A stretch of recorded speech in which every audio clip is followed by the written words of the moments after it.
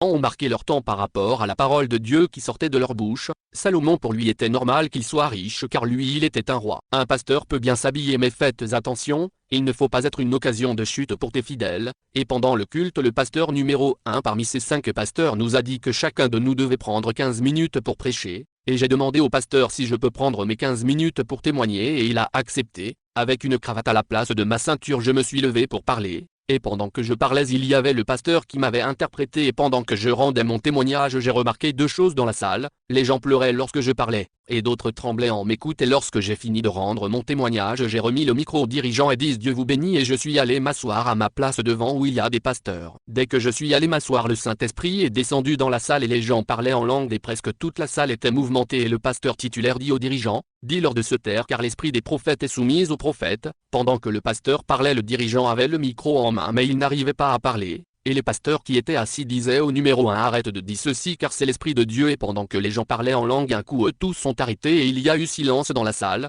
Il y a une femme qui s'est levée pour prophétiser et les gens du service d'ordre ont dit qu'ils n'ont jamais vu cette femme dans l'église, et cette femme est rentrée dans l'église et elle s'est levée pour prophétiser en me pointant du doigt et sa prophétie s'est adressée directement à moi. Et voici ce que disait cette prophétie. N'aie pas peur car je suis avec toi, c'est moi l'Éternel qui t'a emmené dans ce pays. Va, je suis avec toi car le peuple que tu vois ne me connaît pas. Je t'ai envoyé dans ce pays par les enseigner. Donc quand cette femme a fini de prophétiser, elle est sortie pour partir et ils l'ont plus vue. Alors j'ai commencé à pleurer parce que la prophétie était très forte. Et je me demandais alors qui sont ce peuple, et sachez bien que malgré cette prophétie, je m'intéressais pas à tout ceci car ma galère était trop forte. Et on devait passer le micro au pasteur titulaire pour introduire le prédicateur du jour. Notez bien que je ne connaissais pas le nom du pasteur titulaire car je n'avais même pas encore fait une semaine dans cette église, et le dirigeant dit maintenant je vais laisser la parole au pasteur Aka. Je vous assure que j'ai tiqué parce que c'est le pasteur qu'on m'avait recommandé depuis le Nigeria. Or celui qui m'a recommandé m'a dit qu'il était dans un village, donc je ne lui ai jamais fait savoir cette histoire que j'ai gardée dans mon cœur. Après le culte de ce jour, le dirigeant m'a appelé de côté pour m'expliquer pourquoi il n'a pas répété ce que le pasteur lui disait.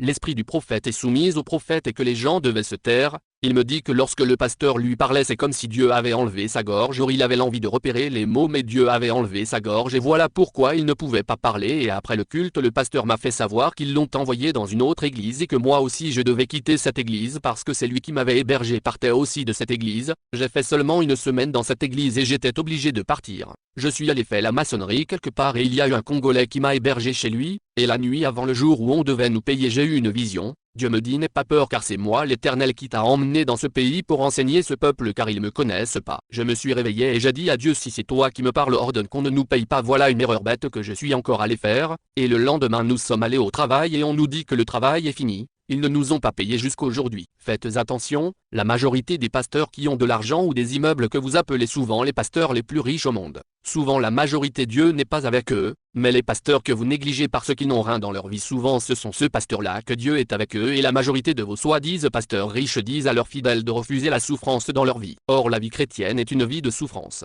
Un chrétien qui refuse de souffrir avec Jésus n'a pas de place au paradis. Tu ne veux pas, si tu veux suivre Jésus, le diable doit te combattre. Tu peux tous perdre sur la terre mais il ne faut jamais rater le paradis. Je n'ai pas dit que toutes les souffrances viennent de Dieu, mais il y a d'autres souffrances qui viennent aussi de Satan, mais cela est dur à ton comportement. Et je suis allé dans une autre église toujours en Côte d'Ivoire, et le pasteur ne voulait même pas m'héberger, mais il avait une femme congolaise qui faisait partie des donateurs de cette église, c'est elle qui a imposé à ce pasteur et c'est là qu'il m'a accepté. Et par là j'ai constaté qu'effectivement il y a un problème dans les églises dans ce pays, et j'ai constaté aussi que dans ce pays l'église n'établissait pas des gens pasteurs mais ce sont les gens eux-mêmes qui s'établissent pasteurs en passant par les écoles de théologie. J'ai vu aussi des gens qui ont fait seulement 5 mois dans la vie chrétienne et qu'ils deviennent pasteurs en passant par la théologie, et la remarque que j'ai fait dans cette église où on prie, on ne peut pas prier seul la nuit car tu as l'impression qu'il y a des esprits dans la salle. J'ai commencé maintenant à examiner le comportement des chrétiens et j'ai eu l'impression que ce sont des sorciers et des procédés qui ont rempli les églises. Et il y a eu un pasteur qui a rendu un témoignage dans l'église où on était en disant que lui il est jumeau et qu'il est sorcier, qu'il connaît la France tout entier dans sa main, et ce pasteur dit qu'aujourd'hui Dieu l'a appelé, mais quand on lui demandait qui a t'a délivré, il n'y a pas quelqu'un qui l'a délivré.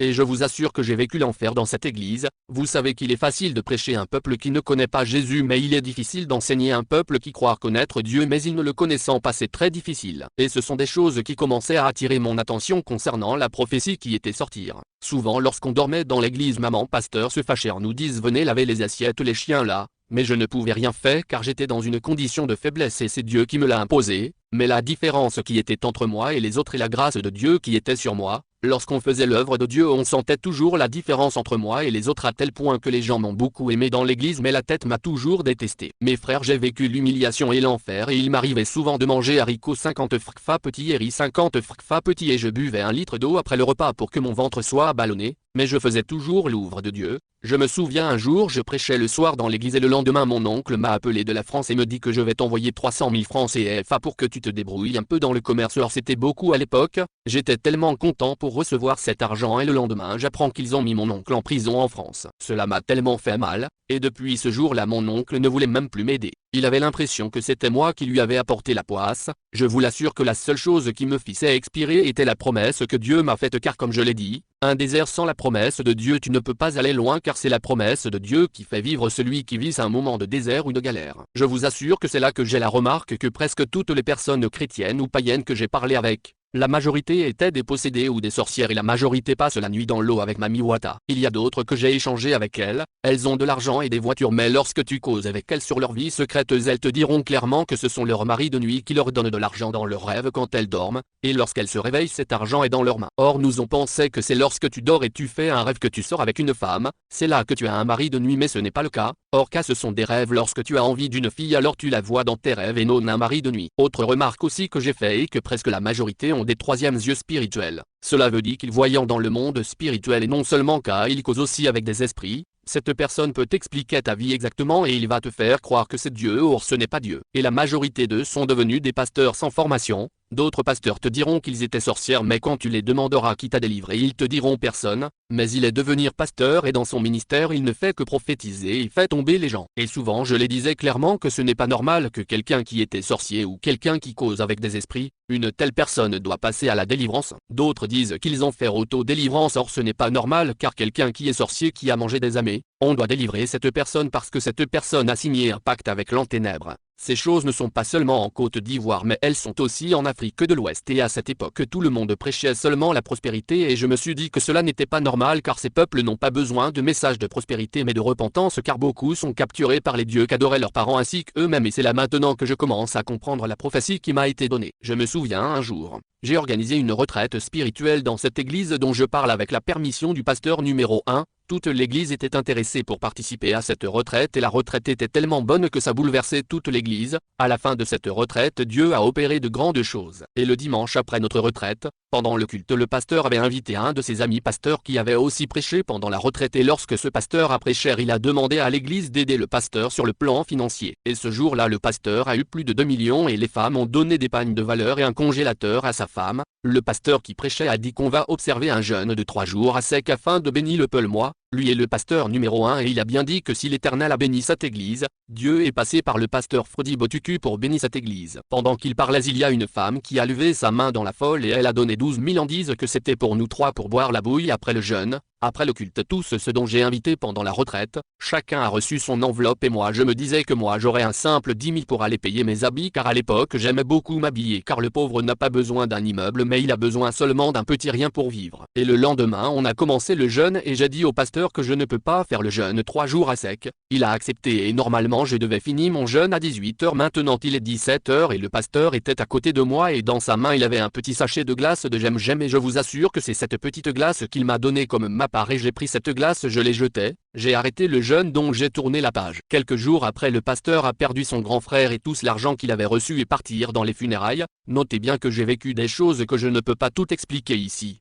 Je n'étais pas gros avant et je suis devenu maigre. Souvent il arrivait que je suis seul dans l'église et je pleure en disant Seigneur qu'est-ce que j'ai fait pour que je souffre comme ça. Souviens-toi que j'ai sacrifié toute ma jeunesse pour te servir et il y a toujours une voix au fond de mon cœur qui me dit n'aie pas peur je vais faire. Et c'était cette voix qui me consolait chaque fois que je pleurais et je me souviens qu'un jour j'avais payé un petit réchauffe à pétrole et souvent lorsque j'ai 100 frkfa je paye haricots 50 frkfa avec une boule de gari et je faisais pâte avec cette boule. Maintenant un jour je vais à l'église et je m'aperçois qu'ils ont saccagé mon réchaud. Lorsque j'ai vu automatiquement j'ai dit qui a fait ceci et que c'était de la sorcellerie ou quoi. Moi j'ai parlé de cas dans amusement et il y a un pasteur qui a pris ça en mal et il me dit de quitter leur église. J'ai essayé de lui expliquer il ne veut rien comprendre et c'est là qu'il me montre un enfant me dise que c'est cet enfant qui a fait cela devant lui donc il a laissé l'enfant détruire car, il dit au pasteur numéro 1 de choisir entre nous deux celui qui doit partir. Notez bien que le problème qui était entre moi et eux les pasteurs de cette église était la jalousie. Et dans la même église il y a une ville maman qui est décédée qui apparaissait dans l'église. Selon aussi ce que j'ai appris, les gens entendaient les voix des personnes décédées qu'on ne voyait pas dans l'église.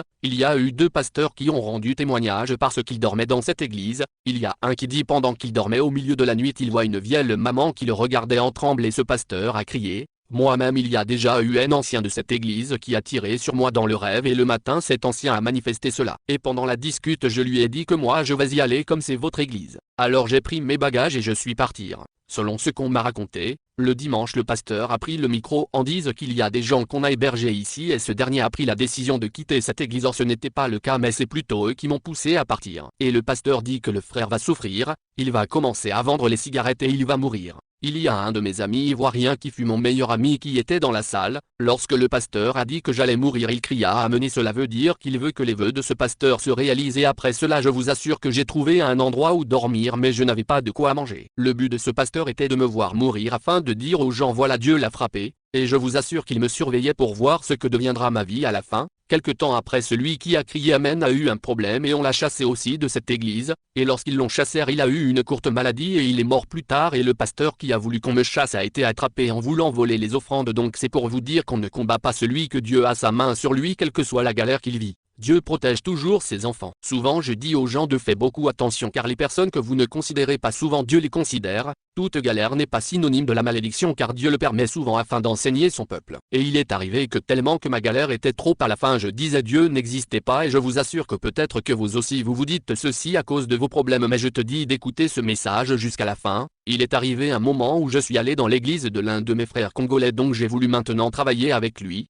L'église était vide au début mais peu après l'église était remplie mais j'ai constaté une chose, le pasteur était escroc et un menteur, ce genre de pasteur même s'il te dit bonjour il faut sortir pour voir s'il fait vraiment jour. Un jour nous sommes allés rendre visite à une sœur qui finançait l'église cette dernière était togolaise, c'était après le culte moi j'avais faim nous sommes allés chez cette sœur et elle a demandé au pasteur tu veux manger quoi et le pasteur lui dit qu'il veut manger un poisson braisé avec du couscous et j'ai tiqué parce que le pasteur ne connaissait pas la nourriture qui était dans cette maison je vous assure 10 minutes après la femme nous a envoyé un poisson braisé chaud avec tout ce que le pasteur a demandé et cela m'a effrayé et je me suis posé une question dans mon cœur, on est où là? Je ne savais pas d'où venait cette nourriture mais j'ai mangé. Et un autre jour moi et un frère nous sommes allés rendre visite à cette même sœur congolaise et la sœur nous a accueillis et elle nous a donné des œufs grillés et je vous assure tellement que c'était beaucoup j'ai mangé ensuite nous sommes allés dans le salon et cette nourriture m'a fait beaucoup parler. Maintenant dans la causerie cette femme nous a raconté une histoire en nous disant qu'un jour son mari était seul dans cette maison était seul dans la maison et son mari est allé prendre l'eau dans la cuisine à son retour il trouve sa tante qui est au Togo qui est assise dans son salon à Abidjan qui le regardait et la femme me dit que lorsqu'il a vu sa tante il n'a pas eu peur mais il a souri et il est passé. Lorsqu'elle a dit cela toute la nourriture est quittée en moi et j'ai sûr qu'il avait un problème spirituel dans cette maison. Après plusieurs questions et réponses cette femme m'avoue que son mari est franc-maçon et elle aussi est franc-maçon. Lorsqu'un pasteur vient chez elle